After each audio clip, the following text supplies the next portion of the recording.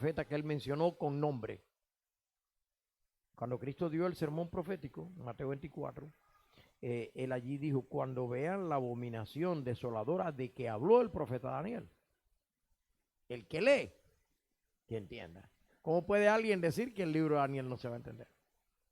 Y vienen predicadores hoy en día que estimulan mucho las emociones. Yo no estoy en contra de las emociones, pero si eso es lo único, entonces hay que tener cuidado, porque entonces se convierte en emocionalismo, ¿no? Dios creó las emociones, pero Dios creó también la lógica, el razonamiento, la conciencia, y cuando todo eso engrana junto, está bien. Pero hay gente hoy en día que creen que adorar es nada más estimular las emociones, saltar, brincar. Ay, disculpen ustedes, yo no estoy en contra de saltar y brincar. Por lo menos, si te ayuda a hacer ejercicio, por lo menos ya has ganado. No. Y si das un salto tan alto que quedas en el cielo y ya no regresas a la tierra, pues más todavía ganaste, ¿no? Pero no estoy en contra de que las personas expresen alegría y que las personas adoren a Dios. Pero eso ya lo hacen todos los cristianos, si ustedes lo observan. Entonces, Dios levantó un remanente del tiempo del fin que no solamente replique lo que los demás hacen. Porque si yo digo que voy a poner un nuevo restaurante y vendo el mismo producto que McDonald's, ¿qué hace McDonald's? Me va a poner a mí una demanda de plagio, de imitación, ¿verdad? Eso se ve como deshonesto. Entonces la Biblia anuncia un remanente del tiempo del fin, de acuerdo a la profecía que hoy vamos a considerar, y ese remanente del tiempo del fin tiene unas características especiales. Sigue adorando como los demás, sigue predicando la cruz del Señor como el centro del cristianismo, sigue haciendo todo eso, pero presenta todo el plan de Dios, como Dios lo dio en su palabra. Yo a veces escucho predicadores que dicen, no, aquí solo hay que hablar del amor, y solo hay que hablar de que Cristo murió en la cruz y que te perdonó tus pecados, y todos están salvos. El pecado no lo mencione mucho. Y yo le digo, oye, pero con una Biblia así podíamos llevarla de bolsillo, ¿no? Una Biblia así podíamos llevarla de bolsillo, nada más que Juan 3:16, de tal manera amó Dios al mundo, que Dios ha sido unigénito y ya no haber tenido más nada. Pero si Dios dio el libro de Daniel, dio el libro de Apocalipsis y dio todo lo demás de la palabra de Dios, y Jesucristo mismo dice que usó todas las escrituras, y somos cristianos, y de lo que hay que hablar es de Cristo. Entonces, si de lo que hay que hablar es de Cristo, es para imitarlo. Y el Cristo resucitado no hizo ningún milagro. Vea, a mucha gente le gusta los milagros, pero los milagros pueden ser verdaderos y pueden ser falsos. A veces nos pueden confundir también. Y Cristo, cuando iba camino de Maús, no hizo ningún milagro para mostrar que él era el Mesías, sino que tomó las escrituras desde Moisés y siguiendo por todas las profetas, les habló lo que de él decían. ¿Cuál fue el método que él usó para probar que él era el Mesías? Eso fue las escrituras. Y la iglesia de ese tiempo se chasqueó, porque lo que no entendieron fue las escrituras. Porque no entendieron que el Mesías de Isaías 53 era Cristo el Señor, que como cordero sería llevado al matadero. Y lo que entendieron de las profecías, estamos hablando de la nación más favorecida, ¿no? Estamos hablando incluso de los apóstoles, vaya. Los mismos que iban a Emaús, nosotros esperábamos. ¿Cómo estaban esas personas? ¿Frustradas? Estaban frustrados, estaban chasqueados. No hablemos solo del chasco del Miller y el movimiento, que esta noche lo vamos a ver. La iglesia cristiana también se frustró y se chasqueó por no entender bien, ¿qué cosa? Las profecías. No es que la profecía no se pudiera entender. ¿Cuántas veces Cristo dijo, voy a morir y al tercer día resucitaré? ¿Lo dijo o no lo dijo? ¿Y lo creyeron? Allí no estaba, hasta su madre, que la presentan como la santa más grande, y estaba ahí para encontrarse con un Cristo muerto, con ungüentos para ungir a los muertos, y Cristo había dicho que él resucitaría.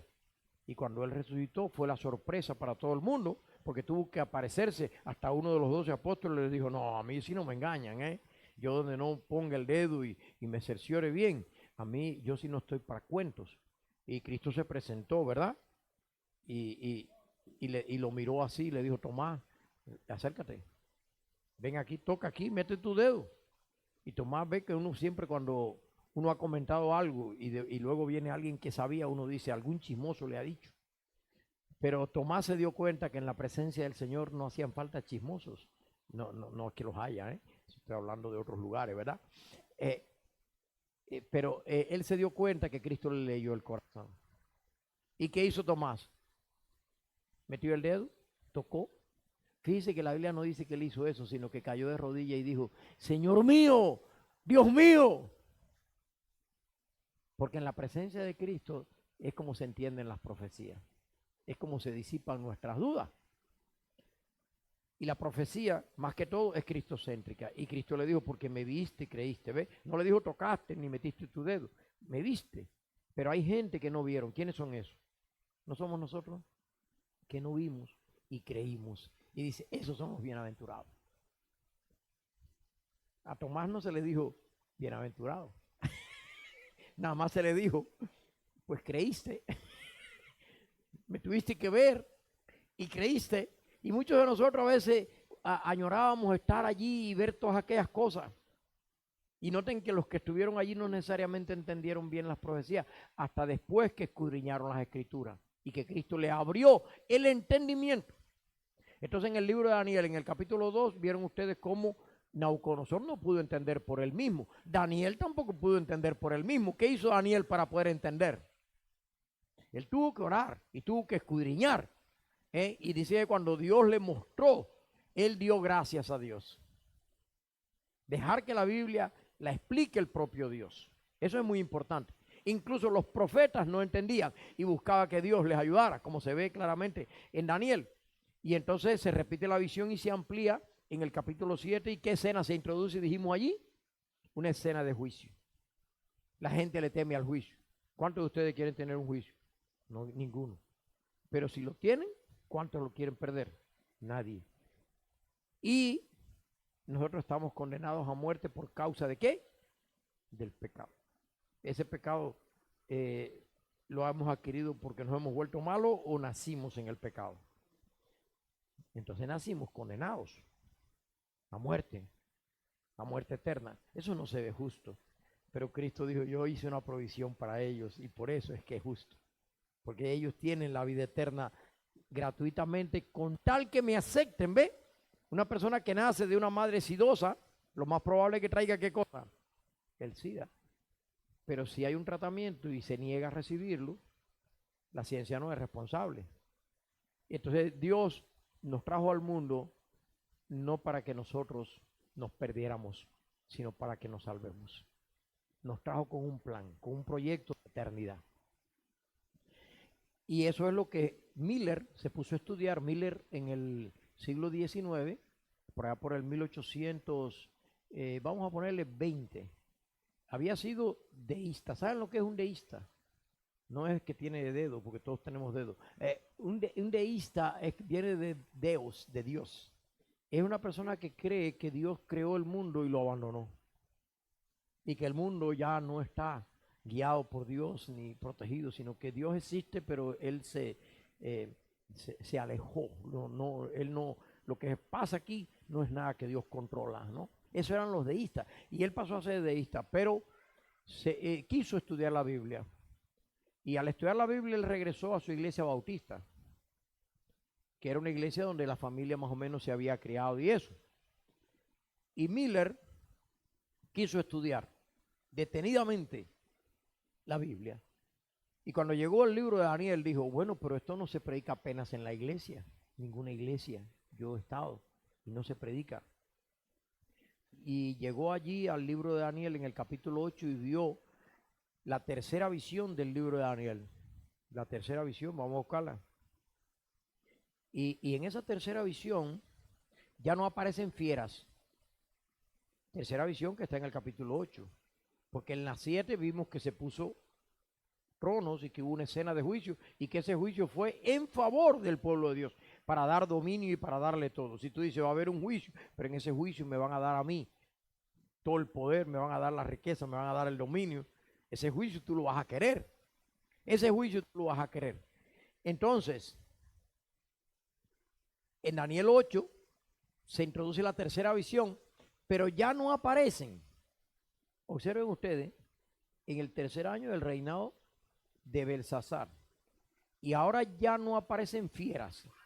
Es curioso que ya no aparecen fieras. ¿Qué dos animalitos son los que aparecen en la simbología de esta visión? Es interesante. Dice, miraba yo en visión y alcé mis ojos y aquí un carnero que estaba delante del río. Tenía 2 cuernos. Y aunque los cuernos eran altos, uno era más alto que el otro y el carnero, el más alto, creció después. Y vi que el carnero hería con los cuernos al poniente, al norte, al sur. Ninguna bestia podía parar delante de él.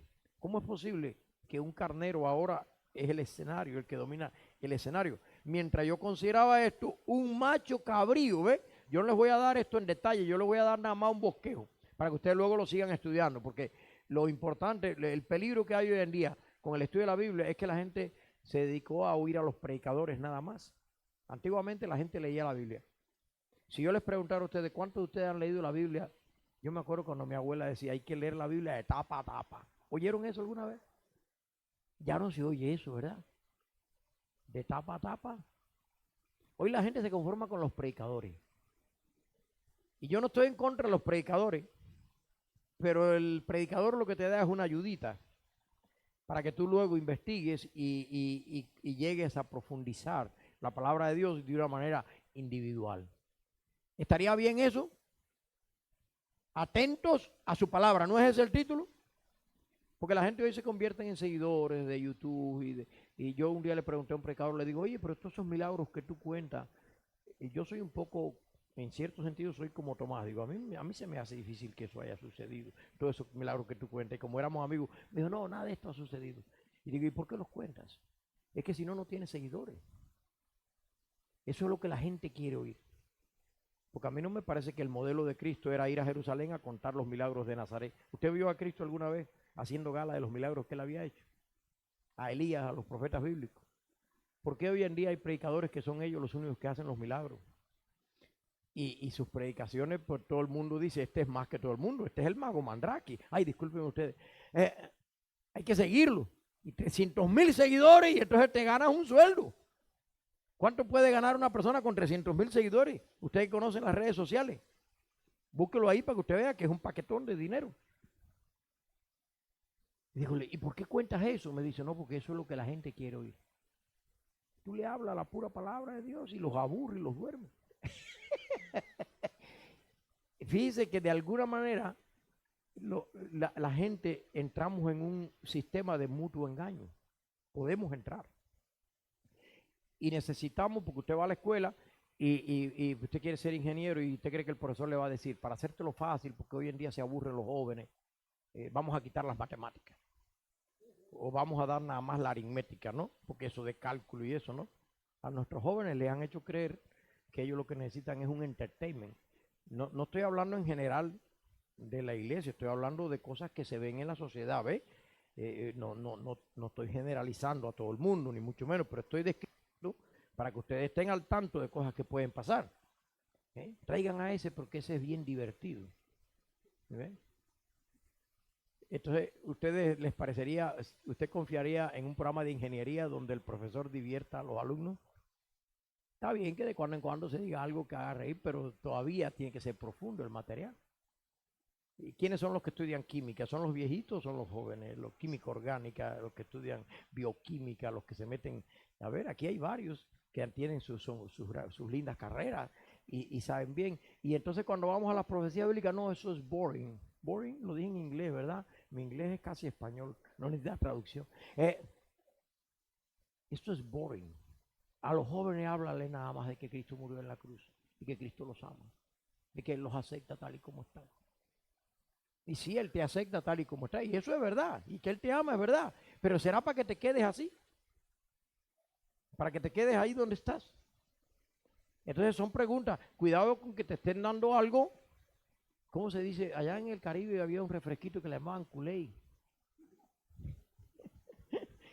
Como que ya no te quieren dar todo el jugo puro de la fruta, ¿no? Y te dan algo que sabe rico y te engancha. Entonces, estudiar estos pasajes de Daniel fue lo que hizo Miller en el siglo XVIII. Y noten que él llegó a un momento aquí donde él dijo, bueno, el macho cabrío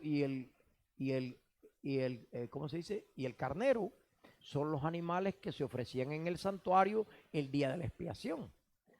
Entonces esto está vinculado con lo que estaba simbolizado en Levítico 16, que se lo voy a dejar de tarea, el día de la expiación, en el santuario, el macho cabrío, el santuario, que usted leen todo eso, ve, si ustedes buscan en la Biblia nada más entertainment, no van a comprender toda la Biblia, porque dígame usted Levítico, dígame usted Ezequiel y todos esos libros, Daniel y Apocalipsis, si nosotros despojamos a la Biblia de ese contenido para hacérselo fácil a la gente y nada más le contamos las parábolas de Jesús y estas cosas, nosotros no estamos siguiendo el método de Jesús, que nos mandó a escudriñar toda la Biblia. Entonces, él agarró y dijo, oye, esto se ve relacionado con el santuario, pero déjame ver una cosa. Él empezó a investigar y llegó aquí a Daniel 8:14 y se dio cuenta que surgió un cuerno pequeño por ahí, que surge en la visión anterior también, ese cuerno pequeño, un poder apóstata que habla blasfemia, la abominación desoladora, y entonces pisoteaba al pueblo de Dios. A ver, ya se me salió. Ay, disculpen, seguro que es culpa mía. Pero la parte importante es la parte celestial. La parte importante es la parte celestial.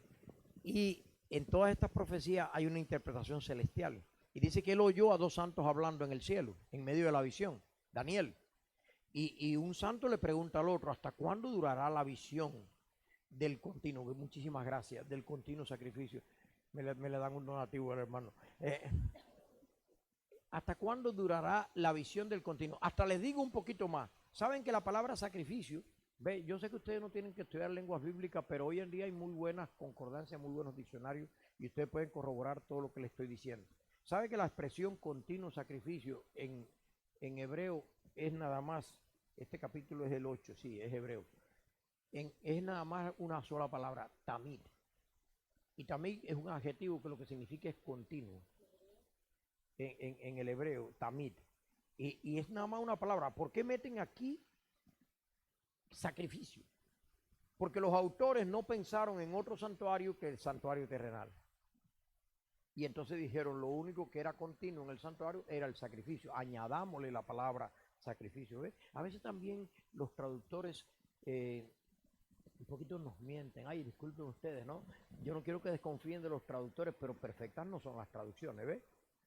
Los hermanos aquí que son bilingües, que nacieron aquí en Estados Unidos, y cuando le están dando el sermón en inglés y traducido al español, ¿ustedes creen que queda igual la traducción? Y estamos hablando de dos lenguas primas hermanas.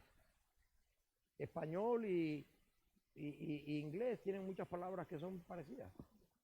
Pero cuando nosotros hablamos del hebreo al inglés o al español, estamos hablando de una diferencia muy grande, ¿no? Entonces, aquí si fuéramos a decir literalmente lo que el profeta entendió y escribió, dice, ¿hasta cuándo durará la visión del continuo? ¿Continuo qué? Habrá que investigarlo por el contexto. La prevaricación asoladora y la entrega del santuario. Ahí menciona un santuario. ¿Por qué tiene que ser ese santuario terrenal? Si cuando Daniel en el siglo VI estaba en Babilonia, el santuario estaba destruido. Y cuando el santuario se reedificara más adelante iba a volver a ser destruido en el año 70. Y noten que no concuerda con este pasaje. Porque miren lo que dice. Como él no entendía, dice Daniel que él no entendía, y entonces mandaron a un ser celestial para que le explicara. Ojalá que tú ores y te manden un ser celestial. Porque, ve usted, ay, discúlpeme, yo creo que yo debía cambiar el micrófono al otro, pero es que soy un poco inquieto, ¿verdad? Y con esa cosa en la mano no me hago. Disculpen ustedes que nosotros los cubanos, como no somos tan tecnológicos, ¿verdad? Gracias que usted vino allá de la Isla del Encanto. Entonces, ¿qué pasó aquí? Gabriel enseña a la visión. ¿Quién es el que nos puede enseñar la visión y todo lo que viene del cielo? Es desde arriba que nos lo puede enseñar. Trata que el entendimiento que tú vengas de la Biblia, del que tú tengas de la Biblia, venga de arriba, de lo alto. Vino cerca de donde yo estaba, me asusté, dice Daniel, pero le dijeron, entiende, hijo de hombre, la visión es para el tiempo del fin. ¿Para cuándo es la visión? ¿Cómo podría alguien justificar? ¿Sabe que la expresión tiempo del fin, se lo dejo de tarea, se repite aquí más de 3 o 4 veces. Se repite aquí. ¿Cómo alguien podría justificar que la expresión tiempo del fin se cumplió en el tiempo de Daniel? ¿Cómo alguien podría justificar que la expresión tiempo del fin se cumplió cuando el santuario fue reedificado y lo contaminaron en los tiempos antiguos cuarto, en el siglo segundo? Eso andan diciendo desde los tiempos de la contrarreforma, después de Martín Lutero. Algunos, como Martín Lutero, los reformadores dijeron, bueno, el cuerno pequeño es el sistema religioso que se ha levantado aquí, que ha prohibido la palabra de Dios, que ha mandado una santa inquisición, que de inquisición tenía mucho, pero de santa nada. Y que han manipulado las conciencias y han dicho perdonar pecados y han trasladado los poderes de Cristo aquí a la tierra a hombres personales que pretenden perdonar el pecado, ellos mismos. Y que todavía sistemas de eso existen. Yo no quiero dar nombre porque mi propósito no es dar nombre, mi propósito es presentar una narrativa que todos conocen, que usted la puede identificar donde quiera que esté, la puede identificar. Y entonces noten ustedes que ahí dice el tiempo del fin, el tiempo del fin. Entonces, como los reformadores denunciaron que las profecías de Daniel se estaban cumpliendo con esas manipulaciones religiosas y esas prohibiciones a la palabra de Dios, entonces se inventaron eso de que Daniel completo se había cumplido en el siglo segundo antes de Cristo, como para decir que no me cuelguen a mí el San Benito. Yo digo que eso se cumplió en el siglo segundo, pero eso no corrobora lo que el ángel está diciendo, que es para el tiempo del fin. Incluso le voy a decir más. Noten como dice el versículo 26, le estaban explicando a Daniel todo lo del carnerito, le dijeron el carnero son los reyes de Media y de Persia, el macho cabrío son los reyes de Grecia, el cuerno grande es el rey primero, ¿ve? Que se cumple con Alejandro, y le van relatando todo a Daniel, pero él se queda intrigado con lo de las tardes y las mañanas, y le dicen, bueno, la visión de las tardes y mañana que se ha referido es verdadera, guarda la visión, porque es para muchos días. Fíjense que el término guarda la visión implica que esa visión no se iba a entender, esa parte no se iba a entender, porque se le dice guárdala. ¿Ve? Entonces, Miller se dio cuenta de esto. Y dijo, wow, si yo tomo 2300 días de tarde y de mañana, son días literales, ¿verdad? Como los que aparecen en Génesis, el primer día fue la tarde y la mañana. Y entonces él dijo, pero si esos días fueran literales, ¿cuántos años más o menos hay en 2300 días? ¿Tengo algún buen matemático aquí que me calcule rápido? 2300 días, no pasaría de 6 años, 6 años y pico. Y entonces, ¿qué sentido podía tener desde los días de Daniel una interpretación literalista que tomara los días como días y que nada más fueran 6 años y pico? Eso no tendría ninguna relevancia para el tiempo del fin. Y él estaba pensando en esto y fíjense, Miller, a diferencia de hoy en día, que la gente oye muchos comentarios, leen muchas cosas, yo le hago una pregunta a mis alumnos y le digo, discutan en grupo. ¿Y qué creen ustedes que hacen la mayoría? Agarran el teléfono y ¿qué hacen? Y buscan en Google. ¿Bien? Hoy en día, la gente lo que hacen es googlear. No sé si ese verbo deberían aceptarlo en todos los diccionarios. ¿Y quién dice que lo que está en Google todo está bien? Entonces como que nos dejamos llevar por las ideas que otros han metido allí. Y Miller nada más tenía la Biblia. Por eso Dios le ayudó más, porque nada más tenía la Biblia y una concordancia.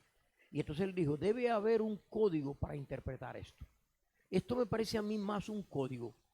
Y entonces se puso a buscar en otros pasajes proféticos y encontró en Ezequiel 4:6, con su concordancia, encontró algo que si ustedes me ayudan a buscarlo rápido, avanzamos. Ezequiel 4:6, noten ustedes. Y cuando él lee esto en Ezequiel 4:6, dice, cumplidos estos, noten que está hablando Ezequiel, el profeta se dice olvidado porque casi no estudiamos Ezequiel. Nada más que se oyen sermones del carro de ruedas y de los huesos secos, pero de ahí en fuera casi no se escuchan sermones de Ezequiel. Algunos le llaman el profeta olvidado y son 48 capítulos y fue contemporáneo con Daniel. Es curioso que Ezequiel fue contemporáneo con Daniel. Y noten ustedes cómo viene aquí el asunto. Si quieren me trae el otro micrófono y así no les molesto más y no se hace esto una distracción. Tráigame el de la mano y ya vamos a ver cómo lo arreglamos, porque como quiera, y se ve que yo no la hago con este, ¿ves?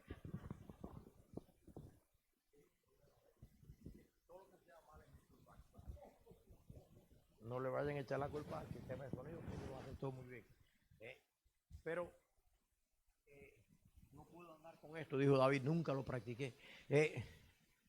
Entonces, Ezequiel dice, te acostarás por segunda vez, ahora sobre tu lado derecho, y llevarás la maldad de la casa de Judá 40 días. Día por año te lo he dado.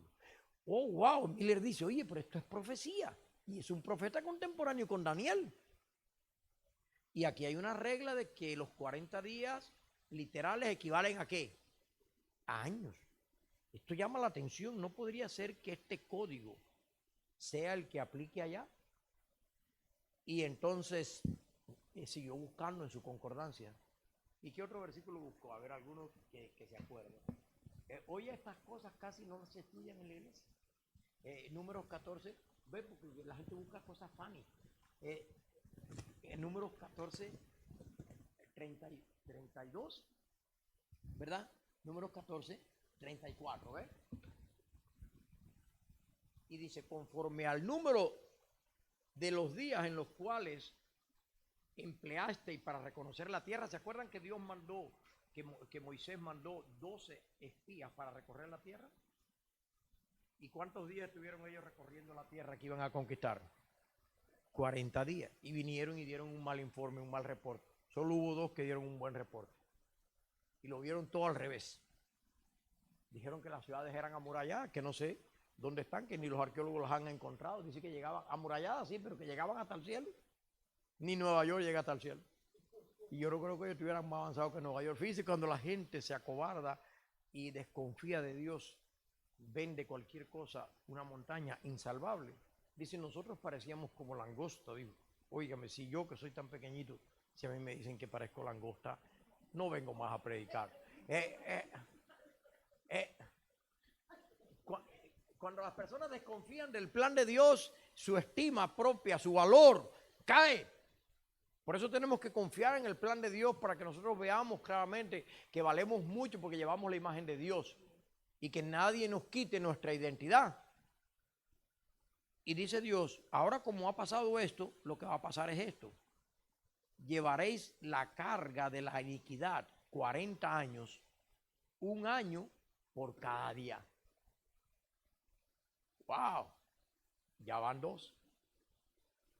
Y fíjense que los arqueólogos, Miller no supo más que esto. Él nada más tuvo esos argumentos. Hoy los podemos volver más robustos, porque hay gente dentro de la iglesia adventista desconfiando de estos métodos de investigación que brotaron de la propia Biblia, con pura Biblia y una concordancia, que brotan del historicismo. No es que yo le estoy imponiendo un método que se llama historicista a la Biblia, es que la Biblia es una narrativa histórica, que es una secuencia, y los filósofos paganos estaban en contra de un Dios que se manifiesta en secuencia, porque el mismo Nabucodonosor, hablando de los dioses en los que él creía antes de él convertirse al verdadero Dios, dijo, aquellos dioses, ¿qué dijeron los sabios? Aquellos dioses cuya morada no es con la carne, por eso no se revelan. Pero el Dios maravilloso es un Dios que mora con la carne, es un Dios que envió a su Hijo para que se encarnara y se revela en secuencia, en una secuencia histórica, ¿ves? Esa es una de las grandezas de esta iglesia remanente del tiempo del fin, que entiende la Biblia como los verdaderos récords de la historia de la humanidad, como la historia de la salvación, que tuvo su epicentro en la cruz del Calvario, como un hecho histórico, Belén como un hecho histórico. Y ahora los arqueólogos que ayudan a alumbrar la historia descubren que en los tiempos aquellos del Medio Oriente, en la cultura que ellos tenían, muchas veces los días simbolizaban años.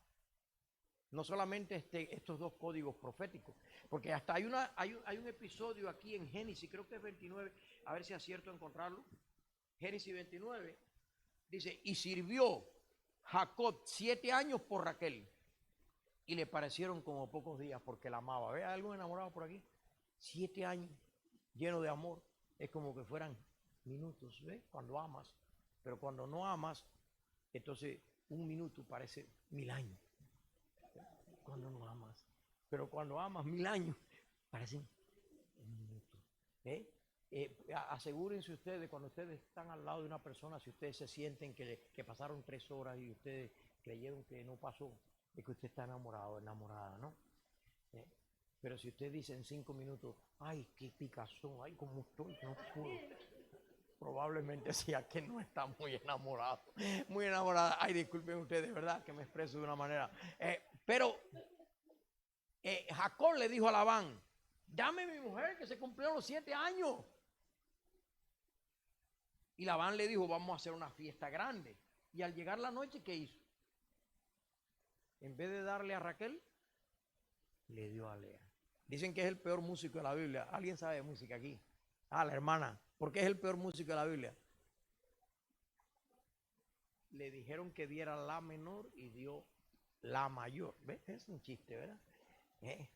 Y entonces, yo no sé qué le hicieron a Jacob esa noche, porque la Biblia no lo dice. ¿Será que lo emborracharon o se la pusieron un velo que él no lo podía quitar y le dijeron a la otra que estuviera callada? Eso ya es suposición. Yo no sé lo que le hicieron. Pero se ve raro que hoy en día, a la luz de nuestra cultura, se vería extraño, ¿no? Que uno no se dé cuenta con quién está. Pero esas culturas eran bien diferentes. Lo que pasó es que por la mañana, ¿qué dice Jacob? ¿Qué es esto que me has hecho? ¿No te he servido por Raquel? ¿Por qué pues me has engañado? Le arruinaron el matrimonio. Y él le dijo, mira, el problema es la costumbre, ¿ves? No es costumbre en nuestro lugar que se te dé la menor antes que la mayor. Cumple la semana de esta y se te dará también la otra por el servicio que preste otros 7 años. Es decir, una semana y te doy la otra, pero tienes que trabajar otros 7 años. Entonces cada día de esos 7 días de esa semana representaba un año. Y ahí se ve, él dijo, esta es la costumbre. Entonces ese método de día por año era un método que lo entendían fácil en aquellas culturas. Hoy suena para nosotros un poquito como más alejadito, ¿no? De nuestras costumbres actuales. Pero Miller dijo, bueno, si yo le aplico esto, entonces son 2300 años literales. Lo único que tengo que buscar es una fecha de partida. Fíjense, yo me maravillo de cómo Dios levantó el remanente del tiempo del fin, no en medio de los eruditos, porque los reformadores fueron eruditos, Martín Lutero, Calvino, fueron eruditos, y hablaron de justificación por la fe, y no hablaron de misión, no salieron de ahí. Justificación por la fe, está bien el punto, y yo me maravillo, pero Martín Lutero, ya se lo dije el otro día, él dijo, no acepto Apocalipsis porque no habla de Cristo. ¿Cómo pudo no ver a Cristo en Apocalipsis? Tiene que ser que no lo leyó. El libro de Hebreo que habla del santuario celestial dijo que no era inspirado. Y el libro de Santiago que habla de la obediencia dijo que era pura paja. Entonces tengamos cuidado con Martín Lutero, que dijo cosas buenas, pero también dijo cosas que se alejan de la palabra de Dios. Y a veces los llamados protestantes, los llamados evangélicos, salimos huyendo de los mencionados papas y constituimos papas a otros seres que no llevan el título, pero le damos la credencial como que todo lo que hubieran dicho fuera bíblico. Y a mí lo que me gusta de Pablo es que le dijo a los bereanos que eran como, que eran nobles. ¿Y qué fue la nobleza de los bereanos? Según Hechos, creo que es 17 por ahí, 16, se lo dejo de tarea. Estos eran más nobles que los de Tesalónica, porque escudriñaban las escrituras para ver. Wow, ¿le llamaríamos noble a uno de ustedes que esté comprobando a ver si lo que yo estoy diciendo es así? Hoy le llamamos desconfiado. ¿Qué se cree este? Que sabe más que yo. Está queriéndome comprobar lo que yo digo. Y fíjense cómo eran los apóstoles y el sentir apostólico, que le decían noble a la persona, que decía Pablo, cuando yo hable, verifiquen con la Biblia si estas cosas son así. ¿Estamos educando hoy a las iglesias así? Es una pregunta que yo me hago. Ay, mire, la hermana sí responde rápido. Yo lo dejo nada más para reflexión, pero la hermana dice, yo lo suelto y no me van a poder hacer nada. El problema de hoy en día es que creamos conciencias colectivas, ¿no es eso? Ustedes ven, no se hablaba de los eslogans estos que la sociedad hoy tiene. Yo cuando era joven nunca nadie habló de eso, y había eruditos, y había psicólogos, y había sociólogos, y había de todo, no hablaban de eso. De momento sale un eslogan porque una manifestación salió y logró tener un cierto auge, y los políticos dijeron, yo necesito tus votos, te voy a apoyar, y al rato todos nada más hablan de eso, y cuando viene a ver hasta en los púlpitos. Es el eslogan del cual se habla. Y no estoy en contra de los políticos, pero la misión de la palabra de Dios no se compromete, ni con políticos ni con filósofos. No estoy en contra de los filósofos, pero la Biblia no se compromete. La Biblia prima por sobre todos.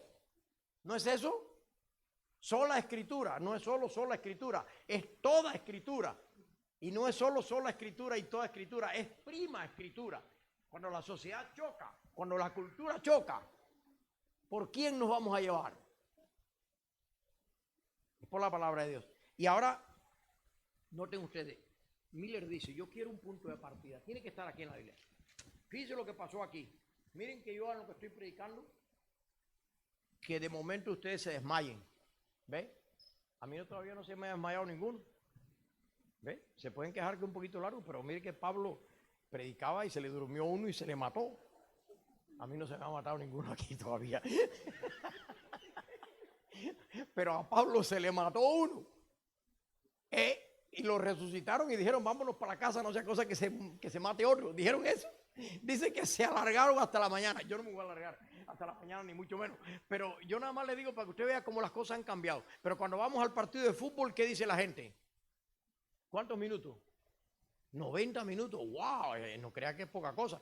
Y entonces me dicen, oye, ¿tú sabes lo que es el árbitro malo que ahora en la prórroga lo que está dando son 10 minutos nada más? Por lo menos que diera 30 minutos más. Y la gente se queda ahí hasta el final, porque es el fútbol. Y el boxeo, a los hispanos les gusta el boxeo. ¿Les gusta? Descúbralos ya de una vez.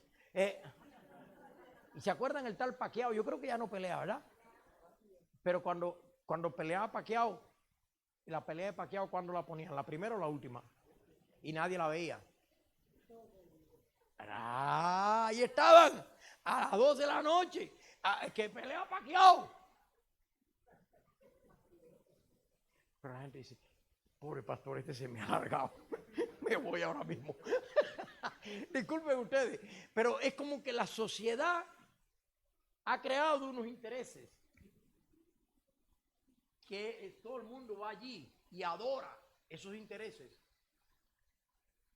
Pero hay sequía de la palabra de Dios. Y saben ustedes que dice la profecía que vendrá un tiempo cuando tendrán hambre de oír la palabra de Dios, pero ya se habrá cerrado la gracia.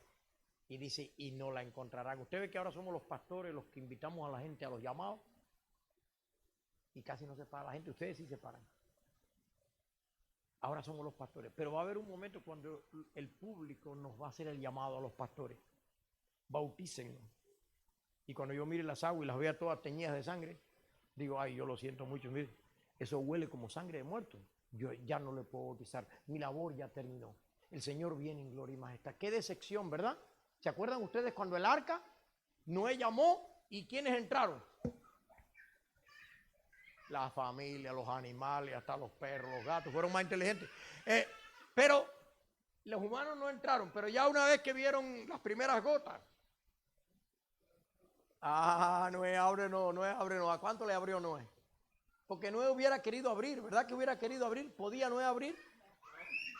Va a haber un momento cuando ni Agner, ni el pastor Orelvi, ni el hermano, ni ningún líder de aquí, ni nadie podrá salvar a nadie, porque Dios es el único que salva y lo hace en el momento oportuno, en el momento de gracia concedido para eso. Eso lo enseña la Biblia. Porque hasta en la parábola los 10 vírgenes dijeron, Señor, Señor, ábrenos. Y dice que se oyó una voz que decía, no os conozco, no os conozco.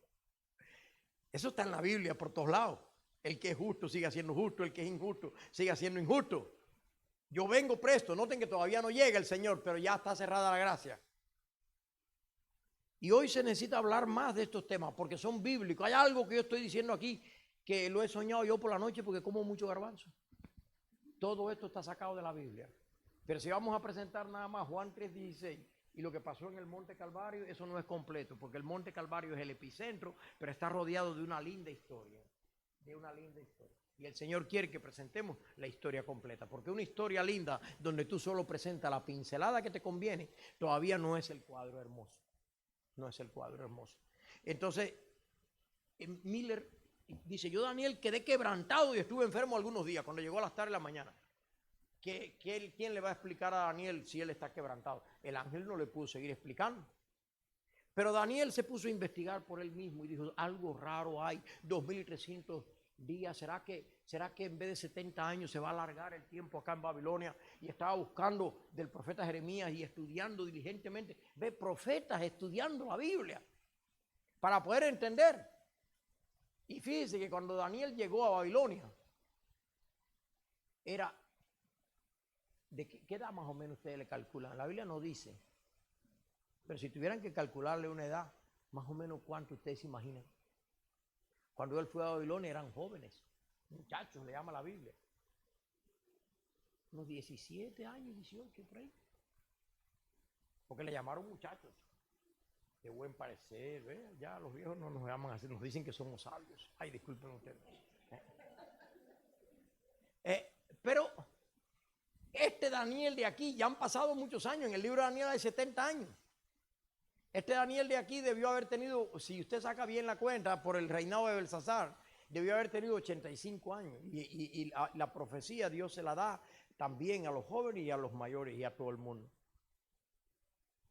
Porque hoy en día también cuando nos volvemos mayores nos hacen creer que ya no servimos, que nos mandan para aquí, para el nursing home. Ay, disculpen ustedes, ¿verdad? Pero tengan cuidado con los mayores, que los mayores, Einstein estuvo descubriendo principios hasta el final de su vida. Y las personas, mientras usted tenga su mente activa, Dios tiene un plan con usted. Y yo animo, dice que uno de los problemas de los hispanos es que nos sentimos viejos muy temprano. Porque empezamos tan temprano, ¿verdad? Que el juguete, a muchos de ustedes le dijeron, los juguetes, mira, agarra el machete ese y agarra el asadón y ese es tu juguete. Y ponte a trabajar de niño. Y entonces, cuando llega, se casa temprano porque dice, uy, ya soy tan responsable, me quiero casar porque las hormonas empiezan a funcionar rápido. Y se casan antes de los 20. Y ya cuando llegan a los 30, ya son abuelas y abuelos. Ay, Dios mío. Yo no estoy hablando de ustedes, yo estoy hablando de otra gente que no vienen. Y entonces dice, ya yo para qué voy a luchar para mí, voy a luchar por mi hijo. Y ese es el daño que le hace al hijo. Porque deje al hijo también que consiga sus propios logros. Porque usted va al sur de México y la gente está trabajando activamente en Puerto Rico, los muchachos. Yo no sé mucho de allá, pero porque fui solo una vez. Pero cuando viene aquí a Estados Unidos, los muchachos están trabajando y logrando sus objetivos, o le damos todo a plato hecho. Yo no estoy hablando de ustedes, denúncienlos a esos otros que no vinieron. Es como que se le da todo a plato hecho. ¿Y será que están consiguiendo mejores objetivos? Si ustedes observan, oye, yo tuve que enseñar una clase donde dice que el 20% de los adolescentes de Estados Unidos tiene de severos a medianos problemas mentales que requieren atención urgente. Adicciones. Hasta el celular pasa a ser una adicción.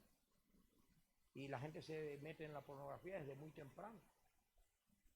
Y se meten en cosas porque los padres no supervisan, no controlan. Está bien que yo hable esto, estoy hablando de profecía, pero la profecía dice que en los últimos días la condición del mundo sería como en los días de Sodoma y como en los días de Noé. Y que dice que desobedientes a los padres, rebeldes, incluso dice ingratos. ¿Ve? Cuando yo llegué a los Estados Unidos en el año 98, fíjate, ha pasado mucho allá para acá. Mis dos hijas tenían 5 y 8 años. Y vino de la escuela mi hija y mi mamá le estaba exigiendo, ¿cómo mi mamá? Mi esposa, perdonen. Le estaba exigiendo a la niña, le estaba exigiendo algo y le dijo, sabes que si nada más que me pongas el dedo arriba te puedo reportar, que la señorita ya me lo ha dicho. Tengo un número aquí que se llama 911. Te puedo llegar a reportar. Y muchas personas a veces, fíjate, tengo un libro que es de Minuchin, que dice, y por eso para que no digan que lo dije yo porque me pueden quitar la licencia, digo que lo dijo Minuchin, que es una figura internacionalmente reconocida. Y él dice, muchos social workers, queriendo hacer un bien, han creado un mal mayor que el que pretendían resolver. Y se han llevado montones de gente a los shelters y a sitios para crear un problema mucho más grave que el que había. Yo no estoy diciendo que esto es todo el mundo, yo no estoy generalizando, pero estoy citando a Minucci, que es una autoridad. Y nosotros hoy en día, esas son las condiciones de los últimos días. Que muchos hijos pasan a ser los padres de sus propios padres. Y nosotros debemos ser los padres, ¿verdad? Mucha apariencia de piedad, ¿no dice así? Entonces noten ustedes lo que dice aquí. Al escudriñar la profecía, le dicen a Daniel, el ángel llega cuando Daniel está orando de rodillas para estudiarla, para entender la profecía, porque no la entendía. Y dice que se le dice a Daniel, dice, estaba yo orando y confesando mi pecado y el pecado de mi pueblo Israel, porque para tú entender la Biblia, tú debes también confesar tu pecado. Y el pecado corporativo del pueblo también. Estar preocupado por una consagración del pueblo de Dios. Son temas que hoy en día tal vez no son los prioritarios en la iglesia. Pero yo hago un llamado, yo no estoy criticando a la iglesia, yo estoy haciendo un llamado. Queremos revisar la palabra de Dios, queremos volvernos más a la palabra de Dios. Y aquí dice, yo estaba confesando mi pecado y el pecado de mi pueblo y derramaba mi ruego delante de Jehová. Y estaba hablando y el ángel Gabriel de la visión al principio. ¿Qué visión era? Porque no ha habido más ninguna. Es la de las tardes y la mañana. Vino con presteza a la hora del sacrificio de la tarde. Noten que está relacionado con el santuario. A la hora cuando se ofrecía el sacrificio de haber habido un santuario.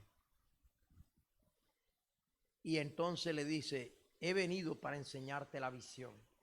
Varón muy amado, entiende la orden. Para entender la visión había que entender ¿qué cosa?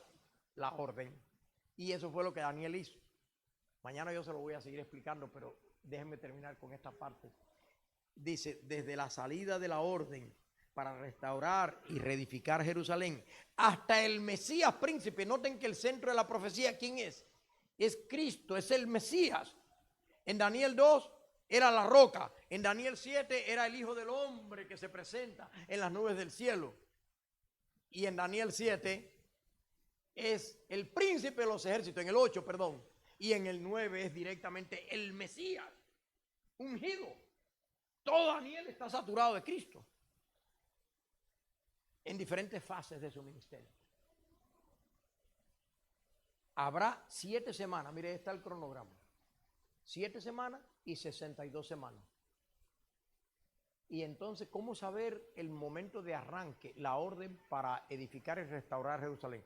Fíjese, yo me pregunto si los adventistas de alguna manera hemos descuidado un poquito en los últimos años el estudio profético, que fue lo que dio origen a la iglesia adventista del séptimo día. ¿Cuántos llevan más de 10 años de adventista? ¿Se habla más de profecía ahora que antes o antes se hablaba más?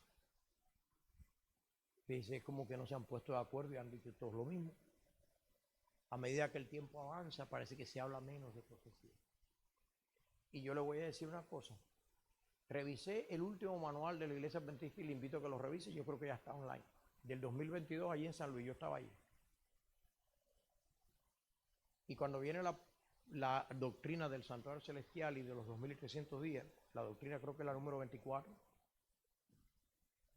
no aparece Esdras 7, ni Esdras 6:14. Entonces, ¿cómo puede llegar alguien al punto de comienzo? Para aterrizar en 1844 tú tienes que tener un punto de partida. Y eso Miller lo entendió. Y hoy en día, en la doctrina formulada, ojalá que me escuchen los que escuchan todo, y que en el próximo manual de la iglesia hagan lo que Miller hizo, que él dijo, yo tengo que encontrar la salida de la orden para restaurar y reedificar Jerusalén, y se fue a Esdras 7 y a Esdras 6:14, y allí fue que él corroboró que ese era el punto de partida.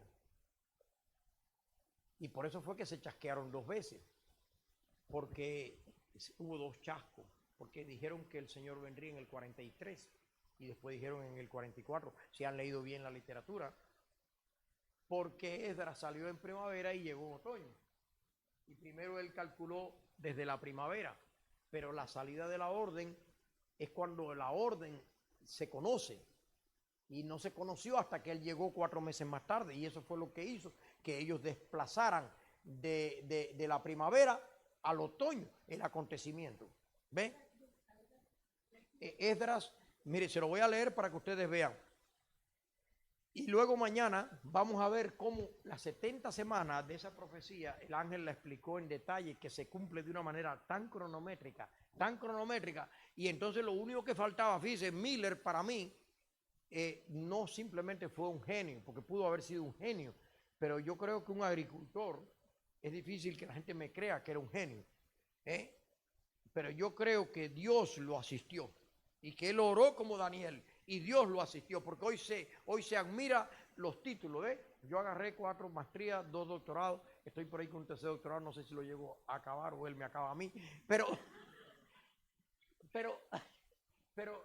porque hoy en día yo quería predicar la palabra de Dios y dijo, necesito unos cuantos títulos, porque hoy en día dicen, él habla así porque no tiene título. Pero cuando entran a mi oficina no me pueden decir eso.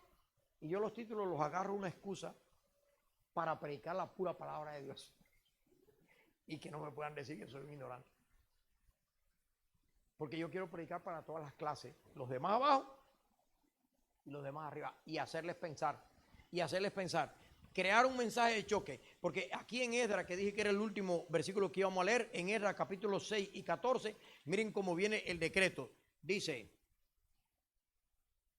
noten cómo dice, así edificaron pues y terminaron la obra por orden, noten la palabra la misma que está allá, orden, del Dios de Israel por encima de todo, y por mandato de Ciro, de Darío y de Artajerjes, porque este rey Artajerjes fue el que completó realmente la única orden que incluía a Jerusalén, porque Ciro y Darío nada más era con relación al templo, pero Artajerjes le dio al pueblo, a toda Jerusalén, le dio la hegemonía, una cierta libertad, para que esa orden fuera la que pusiera en marcha el edicto. Y es la única que se menciona, el único edicto que se menciona por completo. Lea completo Esdras 7 en su casa esta noche, si no tiene sueño.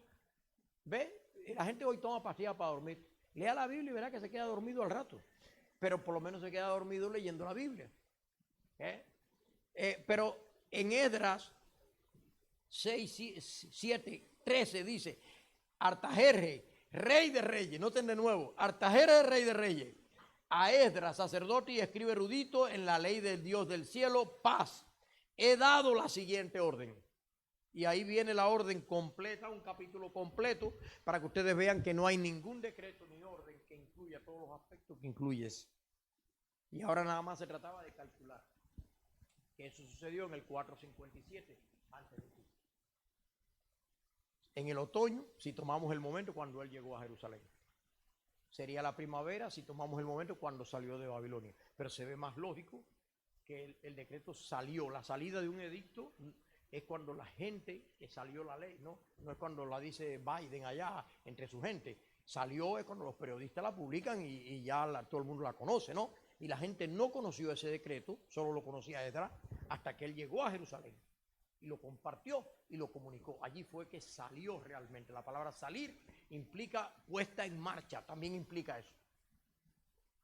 Entonces me extraña a mí que un hombre como este, mire, yo sé que ya tengo que terminar, pero déjeme decirle una cosa. Él descubrió esto allá por el 1820 y lo estuvo estudiando hasta el 31. ¿Cuántos años? ¿Del 20 al 31? 11 años. Y dice, ¿cómo es posible que falte tan poco? Porque él pensó que el santuario era la tierra. Y después vamos a hablar de eso. Y pensó que se iba a ser purificado, que era que Cristo iba a venir. Y el único elemento que él tomó de la costumbre fue ese. Y ese fue el que le produjo el chasco. Lo mismo que con la iglesia del siglo I. El hecho de que el Mesías era el liberador de Roma fue el único elemento que tomaron de fuera y les confundió. Tengan cuidado que con un solo elemento que tomemos de fuera de la Biblia nos confunde completo. Pero fíjense que estaba Miller así, dice, pero yo no tengo valor de predicarle esto al mundo, tengo más de 50 años, soy un granjero, ¿cómo le voy a predicar esto al mundo? Y le decía una voz, predícalo al mundo, dalo a conocer al mundo. Y él decía, y un día, ve como nosotros le hacemos a Dios muchas veces cuando no queremos hacer una cosa, Y Miller se arrodilló dándosela de muy piadoso y le dijo, Señor, solo podría yo empezar a predicar esto si tú me mandas a alguien que me lo pida. ¿Qué creía él? ¿Qué creía? A veces cuando hacemos eso le llamamos en psicología disonancia cognitiva, le ponemos a Dios una prueba que sabemos que no se va a cumplir. ¿Qué pensamos que no se va a cumplir? Y él le dijo, Señor, yo tengo miedo de predicar esto. Llevo 11 años con esto sin predicarlo. Pero si tú me mandas a alguien que me pida que lo predique, yo lo voy a predicar. ¿Qué pensó Miller? Nadie va a venir. Y quedó bien con Dios y no predicó nada. El miedo nos causa no conocer el plan de Dios y no cumplir el plan de Dios para nuestra vida. Y dice que levantándose la oración, un toque a la puerta de la casa. ¡Wow! Están tocando. Y dice, mira que el pastor no llegó a la iglesia del rancho. Tienen una iglesia ahí en el rancho. El pastor no llegó y hay un hermano que dice que tú tienes un estudio secreto por ahí. Y todo el mundo quiere que tú vengas y lo compartas. Y lo trajo y lo compartió. Y la gente se quedaba horas escuchando. Y empezaron a pregonarlo por otras iglesias y por otras iglesias. Y vayan a la tumba de Miller porque está ahí en el estado de Nueva York. Ya yo he ido.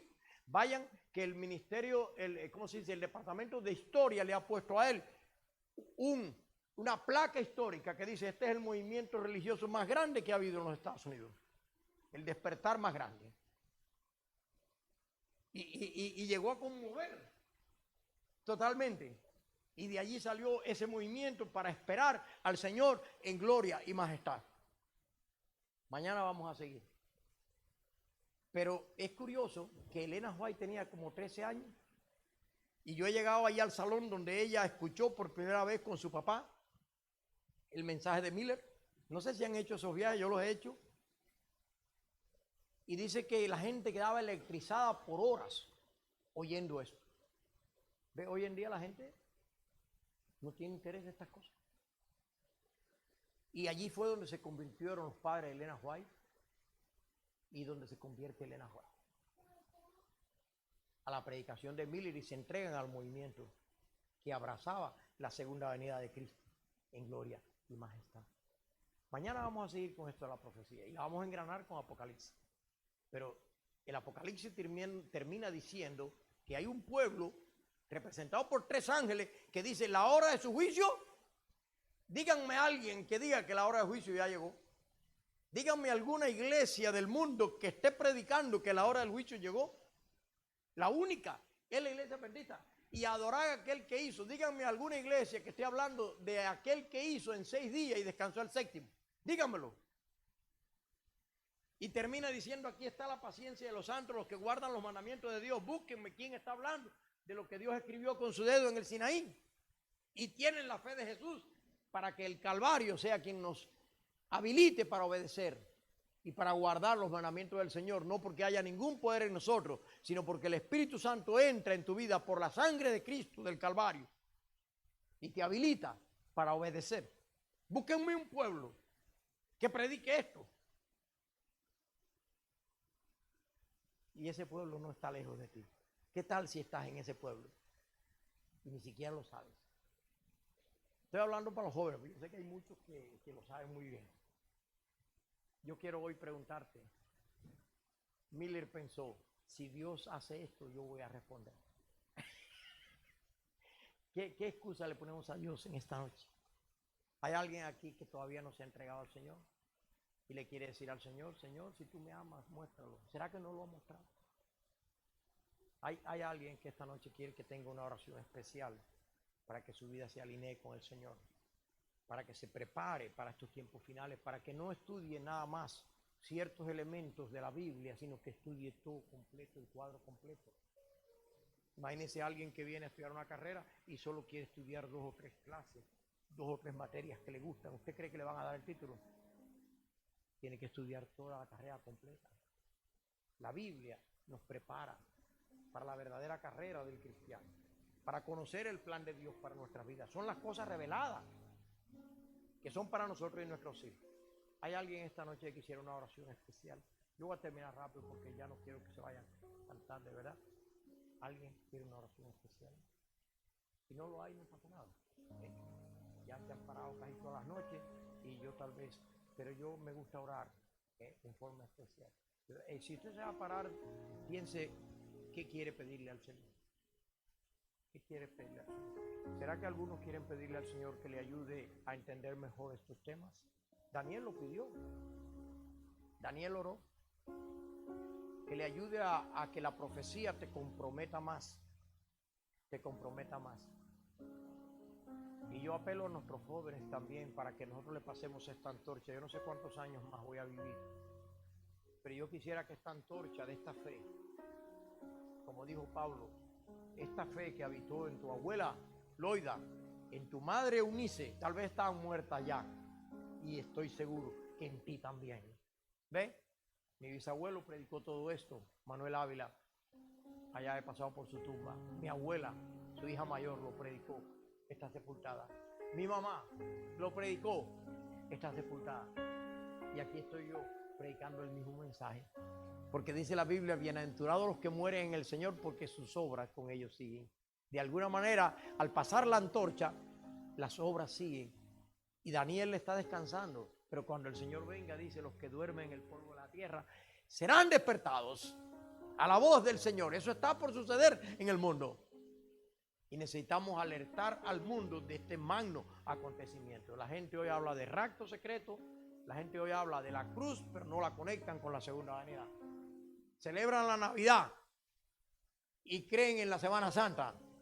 Pero cuando tú le hablas de la resurrección, de la ascensión, del santuario celestial, del ministerio de Cristo y de la segunda venida, te toman por loco. Pero ese es el evangelio completo. Ese es el evangelio completo. Porque un Cristo que se fue y nos dejó abandonados aquí en medio del llanto y el dolor, ¿qué resolvió? Pero Cristo viene, dice, aquí yo vengo pronto y mi galardón conmigo para recompensar a cada uno según sea su obra. Padre querido, gracias Señor por este grupo tan maravilloso. Yo sé que hay decisiones que se han hecho en estos días. Confírmalas esta noche, Señor. Niños que quieren entregarse al Señor, ayúdales, aunque ellos no puedan entender todo, pero que entiendan los elementos principales y sobre todo que su amor se lo den a Jesús y que Jesús tome sus pequeños corazones antes que la sociedad los tome, Señor. La sociedad los anda buscando para ponerles una identidad rara que no le va a funcionar. Pero tú le tienes la identidad a cada uno de nosotros que llevamos tu imagen y tú estás reproduciendo en nosotros, reconstruyendo en nosotros todo lo que el pecado dañó. Tú lo estás transformando para crear en nosotros ese hombre y esa mujer nuevos, Señor, que pueden funcionar a nivel matrimonial con felicidad, que pueden funcionar a nivel de familia. Tenemos problemas, oh Señor, pero hoy los ponemos delante de ti. Y queremos que la profecía no simplemente sea un anuncio, sino que sea una realidad que transforme nuestras vidas. Porque la profecía viene del Espíritu, que fue quien la reveló. Y el Espíritu entra a nuestros corazones y crea un hombre y una mujer nueva. Que podamos nacer del Espíritu que reveló estas profecías. De nuevo, Señor, quédate en cada corazón y tráenos mañana. Por Jesús lo pedimos. Amén. Hemos mejorado, se están viendo un poquito. No demasiado, no demasiado. Yo hubiera querido que se fueran mucho más temprano. Quisiera pedir algo especial antes de que